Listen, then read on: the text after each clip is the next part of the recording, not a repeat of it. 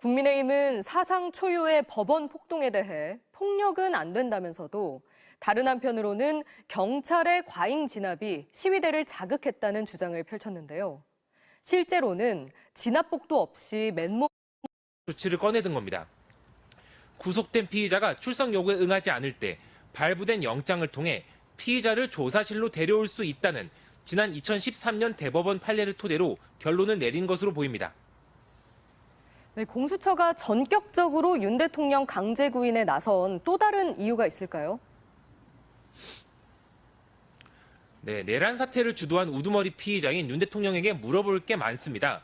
그런데 시간은 부족합니다. 윤 대통령 구속 수사는 체포 기간을 포함해 최장 20일까지 연장할 수 있습니다. 공수처는 최대 2월 7일까지 구속이 가능하다고 밝혔는데요. 대통령에 대한 기소권이 없는 공수처는 후반 열흘 정도는 검찰에 사건을 다시 넘겨줘야 합니다. 그 시간을 빼면 이번 주, 한 주가 남은 셈인데요. 윤 대통령 구속까지 성공한 공수처는 대면 조사로 혐의를 탄탄히 다진 뒤 검찰에 사건을 넘기고 싶기 때문에 주 초반인 오늘 정도에는 첫 조사는 이루어져야 하는 겁니다. 다만 강제 구인에 성공한다 하더라도 윤 대통령이 진술 거부권을 또 행사하면 기대했던 효과는 사라질 수도 있습니다. 지금까지 공수처에서 전해드렸습니다. 국민의힘은 사상 초유의 법원 폭동에 대해 폭력은 안 된다면서도 다른 한편으로는 경찰의 과잉 진압이 시위대를 자극했다는 주장을 펼쳤는데요. 실제로는 진압복도 없이 맨몸으로 대응하다 폭행당하고 다친 경찰관이 50명이 넘습니다.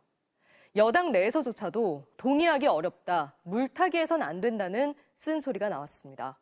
김정우 기자입니다. 국민의힘은 폭력은 어떤 명분으로도 정당화될 수 없다면서도 분노한 이유를 이해한다며 시위대를 편들었습니다. 그러면서 경찰이 민주노총 시위와 달리 과잉 대응했다고 주장했습니다. 폭도라는 낙인부터 찍고 엄벌해야 한다고 으름장을 놓고 있습니다. 민주노총 시위대였다면 진작에 훈방으로 풀어줬을 거 아닙니까? 작년 11월 민주노총 집회 당시 경찰은 방패와 3단봉을 들고 헬멧까지 착용해 완전 진압복을 착용했습니다. 반면 서울 서부지법 앞에선 보호복 없이 방패만 들고 있습니다. 과잉 진압 비판을 의식해 보호복과 최루액 없이 맨몸으로 대응했다는 겁니다. 오히려 시위대에게 곳곳에서 폭행당했습니다.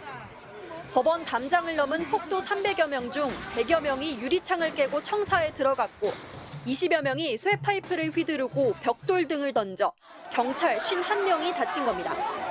차량 바퀴에 깔려 발이 부러지거나 유리병에 머리를 맞아 10cm를 꿰매는 등 7명이 중상이었습니다.